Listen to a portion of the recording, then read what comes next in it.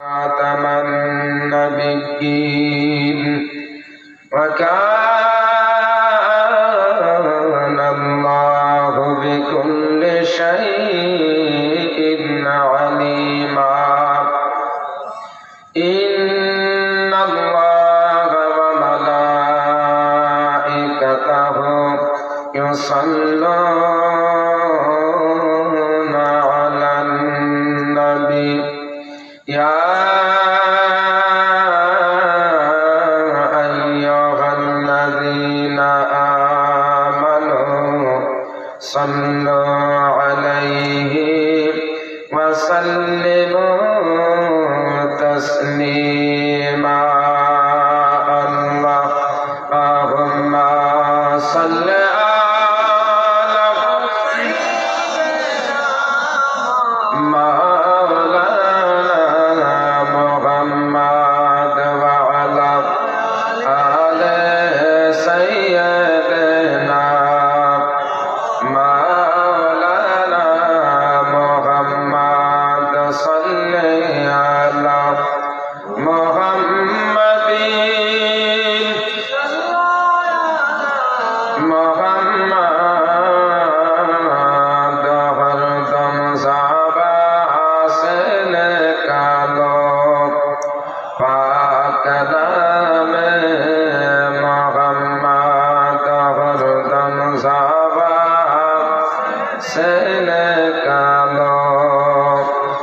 शफियाना मुहम्मद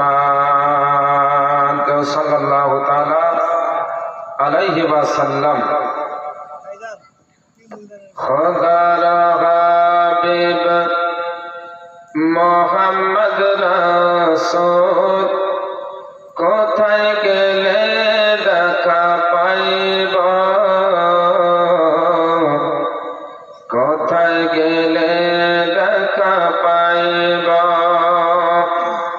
খোদার হাবিব মোহাম্মদ রাসূল কোথায় গেলে দেখা পাইব কোথায় গেলে দেখা পাইব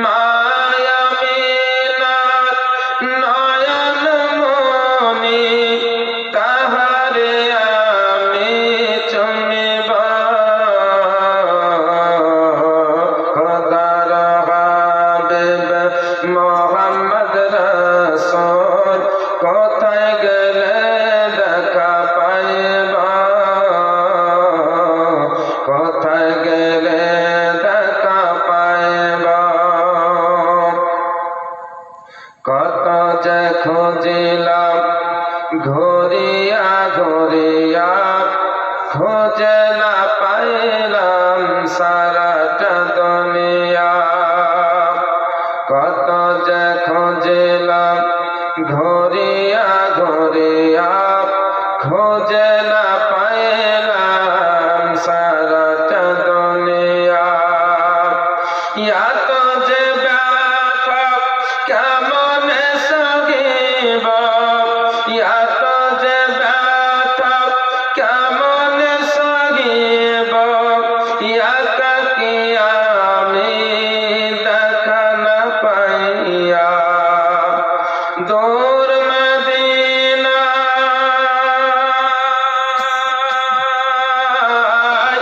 দূর মদিনায় তোমার রোজায় দূর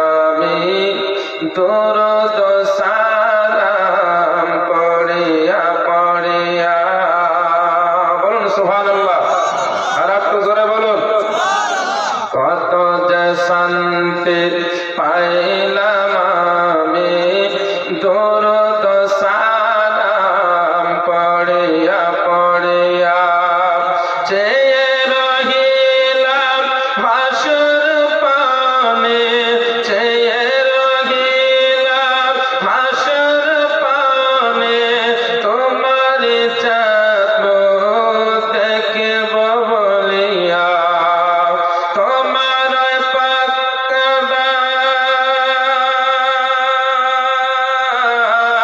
তোমার পাক কদম চুমিব বেদম, তোমার পাক কদম চুমিব বেদম, যখন দেখা আমি পাইব খোদার হাবিব মোহাম্মদ রাসূল, কোথায় গেলে দেখা পাইব, কোথায় গেলে দেখা পাইব, মায়ামিনার নয়ন মনি, মায়ামিনার নয়ন মনি, তাহারে আমি চুমিব খোদার হাবিব মোহাম্মদ রাসূল, কোথায় গেলে দেখা পাইব। আল্লাহুম্মা সাল্লি আলা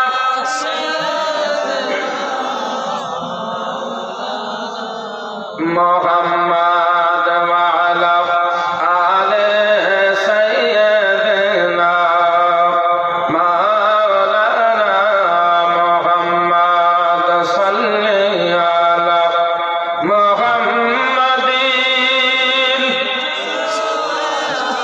মুহাম্মাদ হরদম ज़ाबा से निकालो पाक नामे मुहम्मद हरदम ज़ाबा से निकालो शफियाना मुहम्मद सल्लल्लाहु ताला अलैहि वसल्लम। আলহামদুলিল্লাহ, সমস্ত তারিফ ও প্রশংসা সে মহান স্রষ্টা আল্লাহ রাব্বুল আলামিনের জন্য, যে মহান আল্লাহ তাআলা সৃষ্টিকর্তা, পালনকর্তা, রিজক দাতা, রব্বে কায়নাত, আহকামুল হাকিমিন, রব্বুল আলামিন, যে মহান আল্লাহ তাআলা আমাদের সকলকে এ পবিত্র জালসাতে উরুসে অংশগ্রহণ করার তৌফিক দান করেছে। শুধু তাই নয়, শেষ জামানার নবী, নবীদের নবী, বিশ্ব নবী, মহানবী, নবী মুহাম্মদুর রাসূলুল্লাহ সাল্লাল্লাহু তাআলা আলাইহি ওয়াসাল্লামের উম্মত করে এ পৃথিবীর বুকে পাঠিয়েছে। তাই মহান স্রষ্টা আল্লাহ তাআলার শুকরিয়া আদায় করি, সকলেই বলি আলহামদুলিল্লাহ। তারপরে পরই দুরূদ ও সালাম সন্তের ধারা বর্ষিত হোক আকায়ে নামদার, মাদানিকে তাজদার, সৈয়দে আবরার আখিয়ার, গুলশানে হস্তিকে আউয়ালিন ফসলে বাহার, নবিয়ে চামান, পয়গম্বরে আজম, মা আমিনার লাল, মরুর দুলাল, হযরত আব্দুল্লাহর নয়নের তারা, মা আমিনার জিগার পারা, বিশ্ব জগতের সাহারা, নবী মুহাম্মদুর রাসূলুল্লাহ সাল্লাল্লাহু তাআলা আলাইহি ওয়াসাল্লামের প্রতি সকলেই বলি আল্লাহুম্মা আমিন। ব্রাদারান ইসলাম, মাগরিবের পর থেকে এতক্ষণ পর্যন্ত বিভিন্ন উলামায়ে কেরামদের জবান থেকে কোরআন ও হাদিসের আলোচনা শ্রবণ করলেন। আমিও আপনাদের সম্মুখে উপস্থিত হয়েছি। যদি মহান আল্লাহ তাআলা কিছু বলার তৌফিক দান করেন, ইনশাআল্লাহ আমিও বলার চেষ্টা করব, যেন মহান আল্লাহ তাআলা আমাদের সকলকে সঠিক শ্রবণ করার, সঠিক বোঝার ও সঠিক মান্য করার তৌফিক দান করেন। সকলে বলি আল্লাহুম্মা আমিন। ব্রাদারান ইসলাম, আমি পবিত্র কালাম পাক থেকে আয়াতে কারিমা পাঠ করেছি।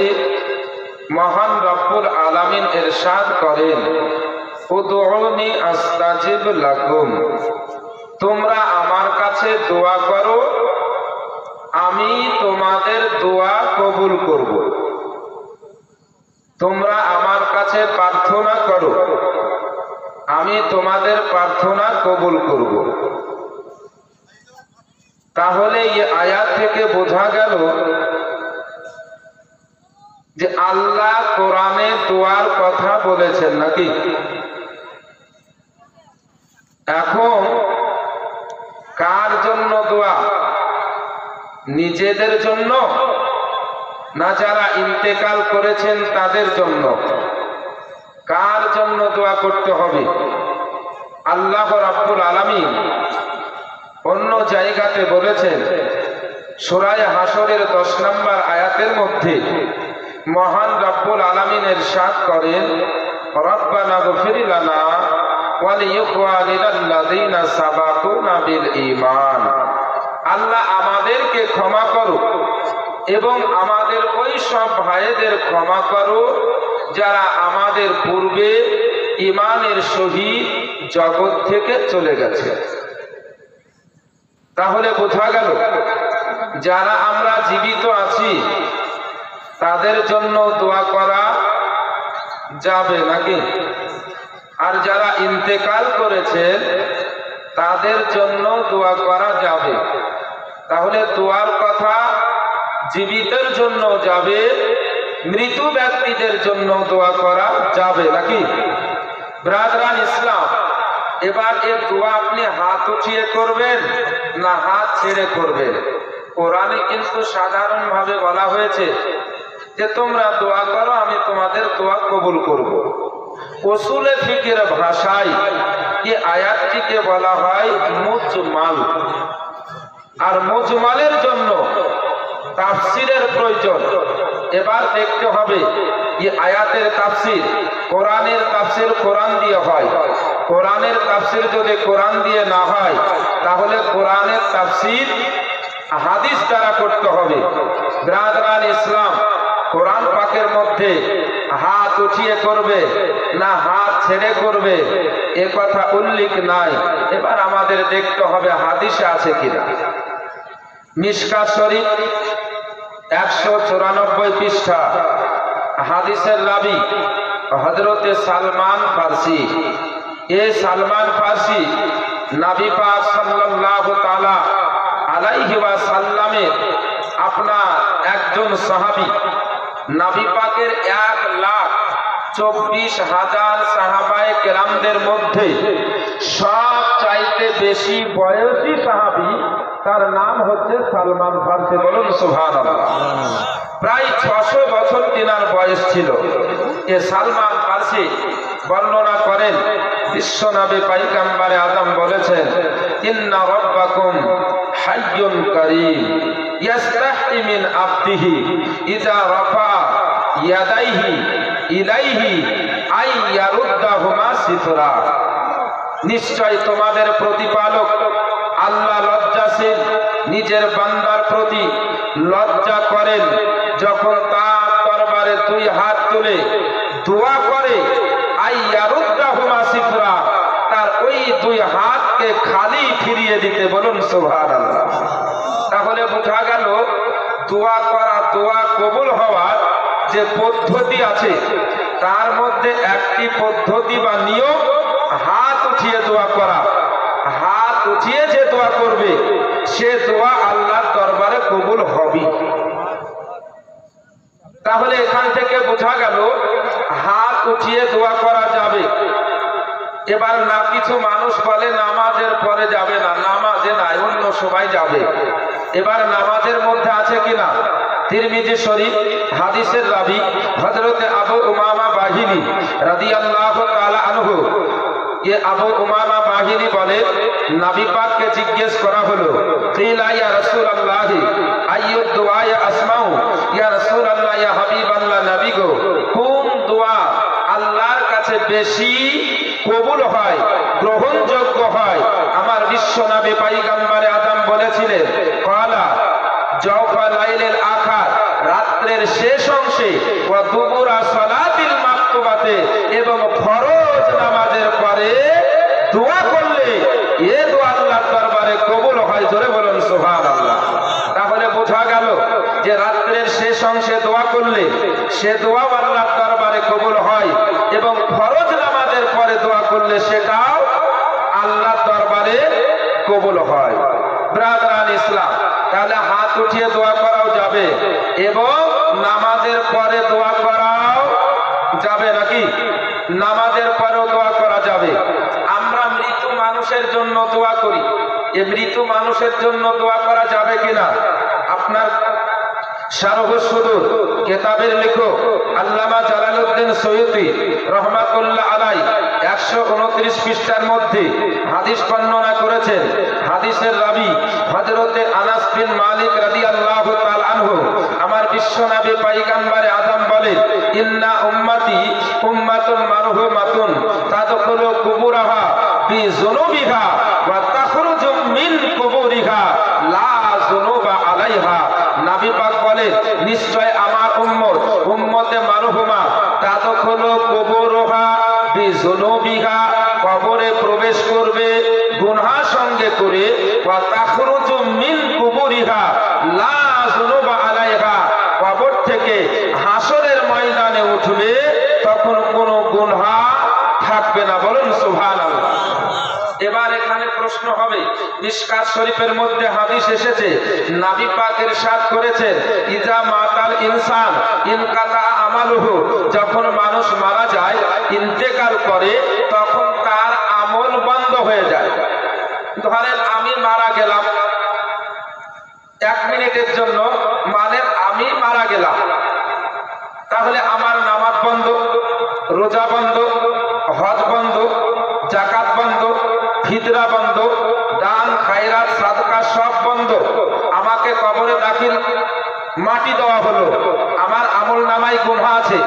নবী বলে, হাসরের ময়দানে উঠবে, তখন গুনাহ থাকবে না, কবরে তো নামাজ পড়বে না, রোজা রাখবে না, হজ করবে না, যাকাত দিবে না, সাদকা করবে না, খায়রাত করবে না, গুনাহ কেমন করে মাফ হবে? নাকি গুনাহ কেমন করে মাফ হবে? ব্রাদারান ইসলাম, আমার বিশ্বনবী পয়গম্বরে আদম বলেন, তামাহাসু আন্না বিইস্তিগফারিল মুমিনিন, তার গুনাহকে মহান আল্লাহ তাআলা মুমিনদের দোয়ার বরকতে ক্ষমা করে দিবেন। জোরে বলুন সুবহানাল্লাহ। তাহলে বোঝা গেল, জীবিত ব্যক্তি মৃত ব্যক্তির জন্য দোয়া করলে, তার জীবিত ব্যক্তির দোয়ার ওসিলাতে, দোয়ার বরকতে আল্লাহ মৃত ব্যক্তির গুনাহকে ক্ষমা করবে, এমন ক্ষমা করবে, হাসরের ময়দানে তাকে বেগুনাহ করে উঠাবেন। জোরে বলুন সুবহানাল্লাহ। আমরা যারা জীবিত, তারা মুর্দার জন্য, মৃত ব্যক্তিদের জন্য দোয়া করব। আমরা দোয়া করব মৃত ব্যক্তির জন্য, সে উপকার পাবে, তার গুনাহ মাফ হবে। যদি আমরা, তাহলে আমরাও কি কিছু পাবো? আমরা যে তার জন্য দোয়া করছি, আল্লাহ কি আমাদেরকেও কিছু দিবেন? আপনার কিতাবের নাম শারহুস সুদূর আল্লামা জালালউদ্দিন সৈয়দী রহমাতুল্লাহ আলাইহি 129 পৃষ্ঠার মধ্যে হাদিস বর্ণনা করেছেন। হাদিসের রাবী হযরতে আলী শেরে খোদা মুশকিলে কুশা হায়দারে কাররার রাদিয়াল্লাহু তাআলা আনহু, আমার বিশ্বনবী পয়গম্বরে আদম বলেন, মান মাররা আলাল মাকাবির, যে ব্যক্তি কবরস্থানের পাশে যে অতিবাহিত করলো, সুম্মা কারা কুল হুয়াল্লাহু আহাদ ইহদা আশারাতা মাররাতান, এবং সূরা কুল হুয়াল্লাহু আহাদ 11 বার পাঠ করলো, সুম্মা ওয়াহাবা আজরাহুল আমওয়াত, এবং এর সওয়াব মৃত ব্যক্তিকে দান করে দিল, উতিয়া মিনাল আজরে বিআদাদিল আমওয়াত। তো এই ব্যক্তি, যে ব্যক্তি সূরা ইখলাস 11 বার পাঠ করে মৃত ব্যক্তিদের জন্য, কবরস্থ ব্যক্তিদের জন্য দোয়া করবে, এই ব্যক্তিকে ওই কবরস্থানে যতজন মুর্দা দাফন করা আছে, ওই মুর্দার সংখ্যা পরিমাণ তার আমল নামাতে নেকি দিবেন। জোরে বলুন সুবহানাল্লাহ। তাহলে যে দোয়া করবে সেও উপকার পাবে, যার জন্য দোয়া করা হবে সেও উপকার পাবে। হবে। সেই জন্য তো ইমামে আহমদ বিন হাম্বল রাদিয়াল্লাহু তাআলা আনহু বলেছেন, ইজা দাখালতুমুল মাকাবির, যখন তোমরা কবরস্থানে প্রবেশ করবে, ফাকরাউ বিফাতিহাতিল কিতাব, তোমরা সূরা ফাতিহা পড়বে, ওয়াল মুআওয়াযাতাইন, এবং সূরা ফালাক ও নাস পড়বে, ওয়া কুল হুয়াল্লাহু আহাদ, এবং কুল হুয়াল্লাহু আহাদ পড়বে, ওয়াজআলু যালিকা লি আহলিল মাকাবির, এবং এর সওয়াব কবরস্থ ব্যক্তিদের জন্য বকশে দিবে। ফা ইন্নাহু ইয়াসিলু ইলাইহি, কেননা এর সওয়াব মৃত ব্যক্তির কাছে পৌঁছে যায়। জোরে বলুন সুবহানাল্লাহ। তাহলে বোঝা গেল মৃত ব্যক্তির জন্য দোয়া করলে তার কাছে যায়, এ দোয়াতে উপকার পাই। তাহলে এই হাদিস, কোরআন ও হাদিসের ব্যাখ্যা দ্বারা বোঝা গেল মৃত ব্যক্তির জন্য আপনি দোয়া করতে পারেন, দিন নির্দিষ্ট করেও করতে পারেন, দিন অনির্দিষ্ট করেও করতে পারেন। আপনি 9 দিনে পারেন, 3 দিনে পারেন, 40 দিনে পারেন, 6 মাসে পারেন, বার্ষিকী যদি করেন তবুও যাবে করা। এগুলা হাদিস ও কোরআনের অনুযায়ী। ব্রাদরান ইসলাম, বুজুর্গ দোস্ত আমার, তাই তো আমার বিশ্বনবী পয়গম্বর আদম বলেছেন, নাহাইতুকুম আন জিয়ারাতিল কুবুর, আমি তোমাদের কবর জিয়ারত করতে নিষেধ করেছিলাম। প্রথমত নবী পাক কবর জিয়ারত করার নিষেধ করেছিলেন। কেন? নবী পাক যখন 40 বছর বয়সে ইসলাম প্রচার আরম্ভ করলেন, সেই সময় যারা ইসলামের মধ্যে দীক্ষিত হয়েছিলেন, কালেমা পড়ে মুসলমান হয়েছিলেন, তিনারা ওই সব মানুষ ছিলেন, কেউ ভূতের পূজা করতেন, কেউ হুবুলের, কেউ লাতের, কেউ মানাতের, কেউ অগ্নি পূজা, কেউ গাছের পূজা ইত্যাদি করতেন। তো নবী পাক তখন আশঙ্কা দেখেছিলেন, হয়তো এখন কবর জিয়ারতের হুকুম দিলে তারা কবর মূর্তি পূজার অভ্যাস আছে, কবর পূজা আরম্ভ করবে। তাই নবী পাক বলেছিলেন, নাহাইতুকুম আন জিয়ারাতুল কুবুর, আমি তোমাদেরকে প্রথমত কবর জিয়ারত করতে নিষেধ করেছিলাম। ফাজুরুহা, যখন নবী পাকে আশঙ্কা দেখলেন যে আশঙ্কা নাই, তখন বলেছিলেন ফাজুরুহা, এখন তোমরা কবর জিয়ারত করো। কেন?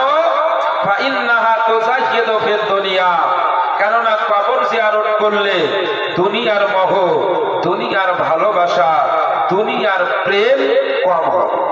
এ দুনিয়া এমন একটা বস্তু যে দুনিয়া সম্পর্কে বিশ্বনবী বলেছেন, আর দুনিয়াও রাসু কুল্লি খাতিয়া, দুনিয়া সমস্ত প্রকারের গুনহার মাথা।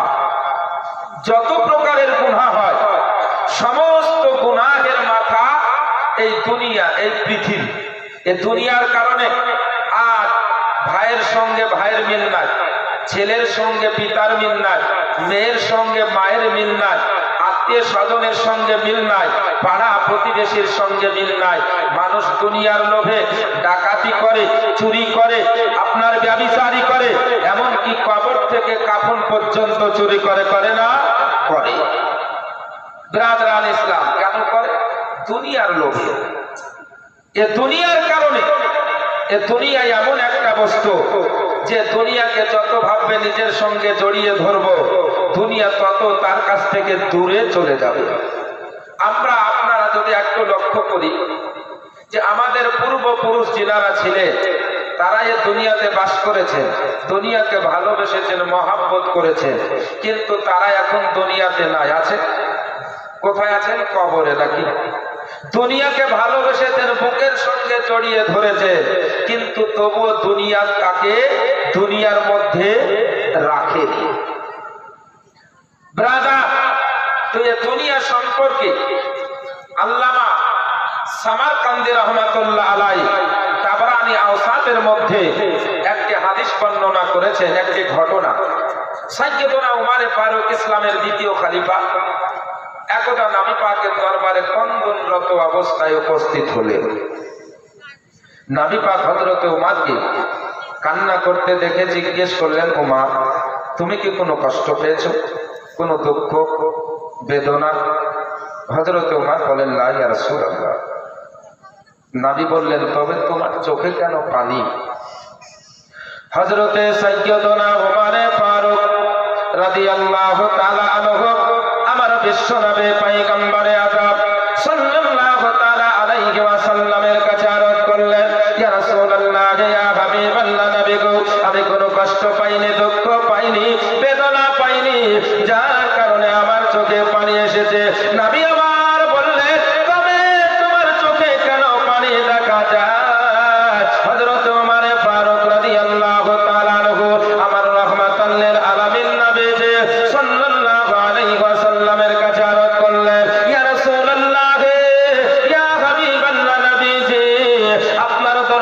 সামনে, আপনার চৌকাঠের সামনে একজন যুবক কান্না করে, হুজুর এত দুঃখ ভরা, বেদনা ভরা, কষ্ট ভরা আওয়াজে কান্না করে, হুজুর গো ওই যুবকের কান্নায় আমায় কান্না করিয়ে দিয়েছে।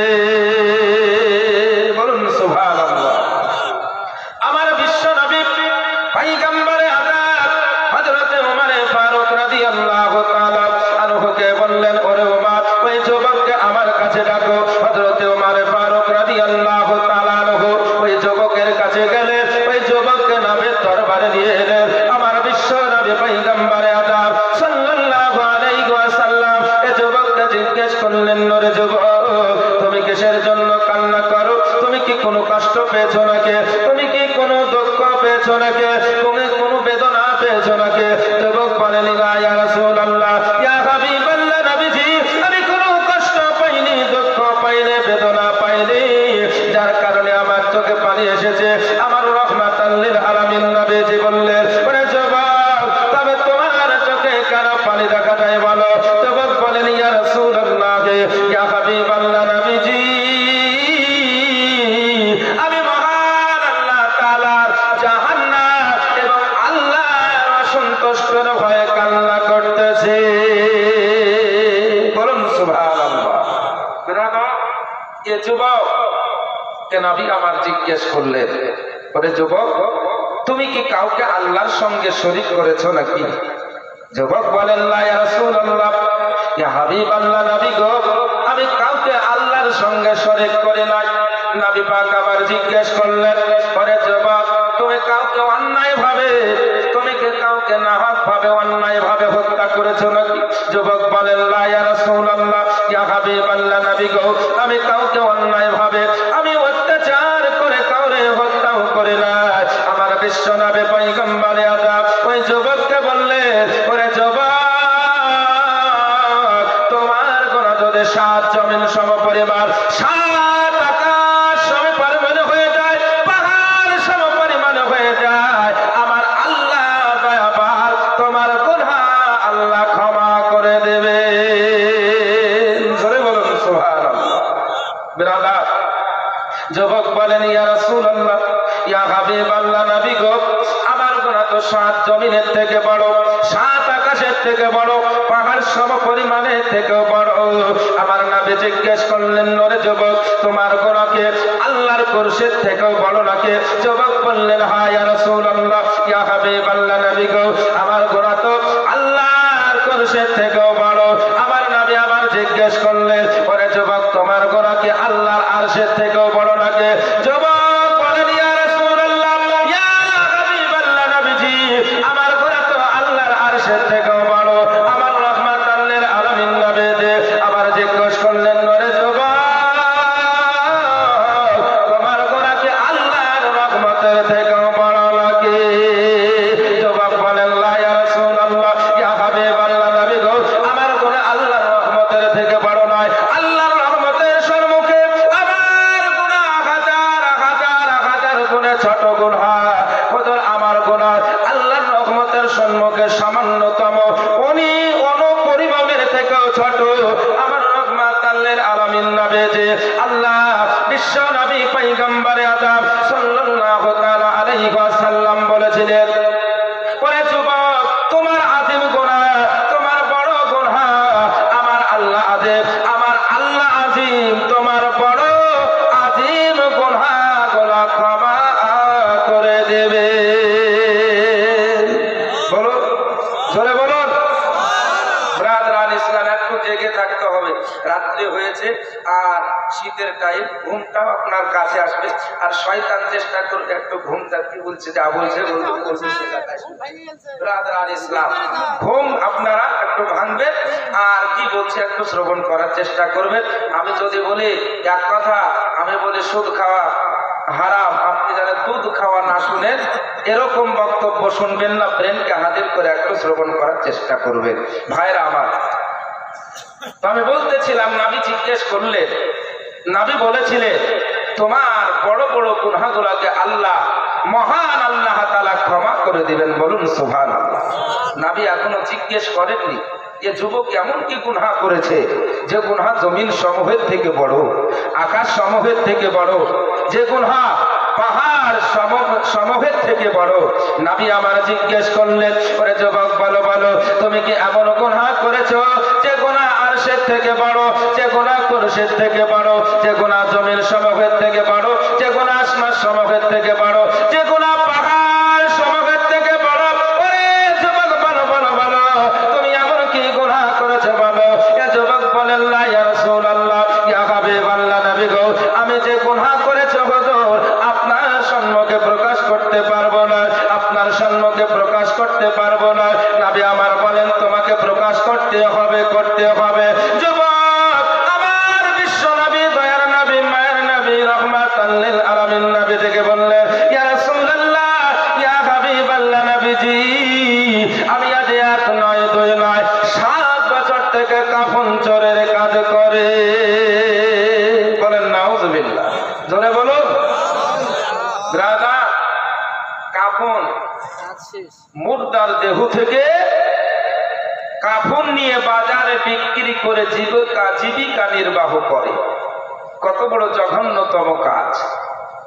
এ যুবক বলেন, ইয়া রাসূলুল্লাহ, ইয়া হাবিবাল্লাহ, নবীজি আমি আজ এক নয় দুই নয় 7 বছর থেকে কাফন চোরের কাজ করে হুজুর গো, কিন্তু এই 7 বছরের মধ্যে আমার দ্বারা জানা ঘটেছে হুজুর কয়েকদিন পূর্বে সেটা আমার দ্বারা ঘটে গেছে।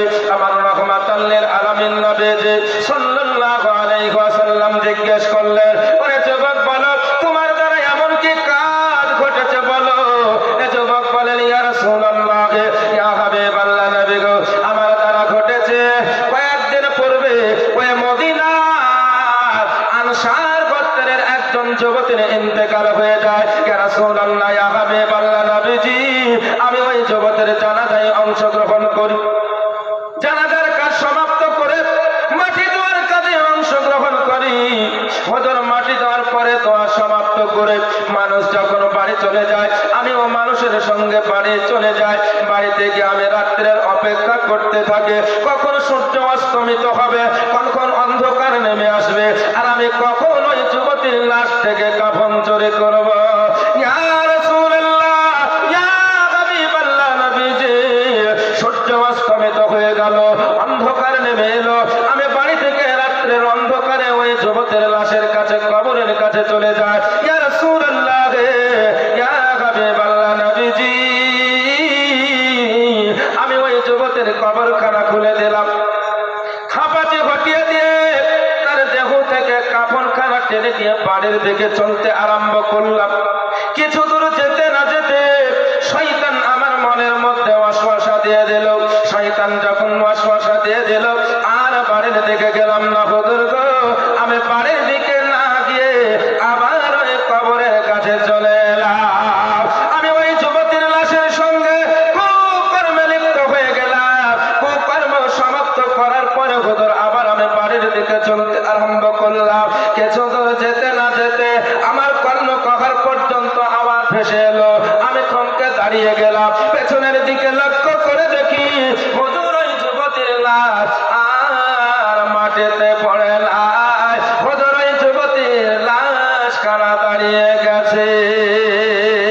ওই যুবতী আমার দিকে লক্ষ্য করে বলে, ওরে যুবক, ওই আল্লাহর কি ভয় হয় না যে আল্লাহ কাল কিয়ামতের ময়দানে হাসরের প্রান্তরে জালিমের কাছ থেকে মাজলুমের হক আদায় করিয়ে দেবে, যে আল্লাহ সমস্ত বান্দার হিসাব নেবে। ওই আল্লাহর ভয় হয় না যে আল্লাহ কাল কিয়ামতের ময়দানে বান্দার কাছ থেকে সমস্ত তার জীবনের কাজের হিসাব নেবেন। ওরে আল্লাহর বান্দা, তুই আমাকে আল্লাহ দরবারে নাপাক করে দিলে, আমাকে বড় তাদের মধ্যে উলঙ্গ করে দিলে, ও আল্লাহর বান্দা তুই ধ্বংস হয়ে যাবে, ধ্বংস। ইয়া রাসূলুল্লাহ, ইয়া হাবিবাল্লাহ, নবী গো ওই যুবতীর কথা যখন থেকে শ্রবণ করেছে হুজুর আমার কান্নার আওয়াজ আর বন্ধ করতে পারে না। আমার দুই নয়ন দিয়ে সর্বসদা বছর নয়নে পানি ধরে যায়। ইয়া রাসূলুল্লাহ, ইয়া হাবিবাল্লাহ, নবীজি আমি তখন থেকে একইভাবে কান্না করে যায় হুজুর গো। আমার রাহমাতাল লিল আলামিন নবী পয়গম্বর আদমকে জগতের বুকে রহমত করে পাঠিয়েছেন। আমার মহান আল্লাহ তাআলা পবিত্র কোরআন পাকের মধ্যে ইরশাদ করেছেন, তোমরা যদি নিজের নফসের প্রতি অত্যাচার করো, তোমাদের দ্বারা যদি গুনাহ প্রকাশ হয়ে যায়, তোমরা আমার হাবিবের দরবারে চলে যাও, আমার কাছে দোয়া করো। আমার হাবিব যদি তোমাদের জন্য সুপারিশ করে দেন, আমি আল্লাহ তোমাদের গুনাহ ক্ষমা করে দেব। যুবক বড় আশা নিয়ে ভরসা নিয়ে নবীর দরবারে গিয়েছিলেন, কিন্তু আমার দয়ার নবী পয়গম্বর আদম যুবকের কথাগুলো শ্রবণ করে এ যুবককে দরবার থেকে বিতাড়িত করেছিলেন। এখানে প্রশ্ন হতে পারে, নবীকে তো আল্লাহ জগতের বুকে রহমত করে দয়া করে পাঠিয়েছেন নাকি? আমরা জানি, বক্তাদের মুখে আপনারা শ্রবণ করেন, পবিত্র কোরআন পাকের মধ্যে আল্লাহ বলেছে, ওয়ামা আরসালনাকা ইল্লা রাহমাতান লিল আলামিন। হাবিব, আপনাকে সমগ্র জগতের জন্য দয়া করে করুণা করে পাঠিয়েছি। তাহলে নবী জগৎবাসীর জন্য রহমত নাকি? নবী তো দয়ার সাগর। এ নবী পৃথিবীতে এসেছেন, পৃথিবীতে আসার সঙ্গে সঙ্গে আল্লাহ দরবারে সাজদায় পতিত হয়ে রব্বি হাবলি উম্মতি, রব্বি হাবলি উম্মতি বলে কান্না করেছে। এ নবী আমার 63 বছরে পৃথিবীর বুকে বসবাস করেছেন। এ 63 বছরের মধ্যে নবী পাক সর্বসদা আল্লাহর দরবারে দোয়া করেছেন। কখনো মক্কায় উম্মতের জন্য রব্বি হাবলি উম্মতি বলে কেঁদেছেন, কখনো নবী আমার মদিনায় রব্বি হাবলি উম্মতি বলে কান্না করেছেন, কখনো নবী আমার তায়েফের সাজ্জামিনে আল্লাহ দরবারে রব্বি হাবলি উম্মতি বলে কান্না করেছেন, কখনো চাঁদা কাবার চাতালে কান্না করেছেন, কখনো মিনার ময়দানে কান্না করেছেন, কখনো মুস্তালফায় কান্না করেছেন, কখনো বদরের প্রান্তরে, কখনো হুনাইনের প্রান্তরে, কখনো তবুকের প্রান্তরে, কখনো উহুদের প্রান্তরে, কখনো ইয়ারমুকের প্রান্তরে মহান আল্লাহ তাআলার দরবারে কেঁদেছেন, রব্বি হাবলি উম্মতি, রব্বি হাবলি উম্মতি। আল্লাহ আমার গুনাহগার উম্মত, আল্লাহ আমার পাপী উম্মতকে ক্ষমা করে দাও, ক্ষমা করে দাও। আল্লাহ আমার গুনাহগার উম্মতকে ক্ষমা করে দাও। আল্লাহ জগতের বুকে নবীকে রহমত করে দয়া করে পাঠিয়েছেন, কিন্তু এ যুবক বড় আশা নিয়ে নবীজির দরবারে গেলে নবী হয়তো আমার জন্য সুপারিশ করবে, আল্লাহর দরবারে আমার জন্য সুপারিশ করবে, আল্লাহ আমার গুনাহকে ক্ষমা করবে, কিন্তু নবী তার জন্য সুপারিশ করলেন না। মহান আল্লাহ তাআলার দরবারে সুপারিশ নবী আমার না করে ওই যুবককে দরবার থেকে বিতাড়িত করলেন। কেন করেছিলেন? পৃথিবীর বুকে অনেক গুনাহের কাজ আছে। নামাজ না পড়া একটা গুনাহ, মিথ্যা কথা বলা গুনাহ, সুদ খাওয়া গুনাহ, নাকি? সুদ খাওয়া গুনাহ, মানুষ মার্ডার করা গুনাহ, এগুলো সব গুনাহে কাবিরা। ওই রকমই কবর থেকে কাফন চুরি করা গুনাহে কাবিরা।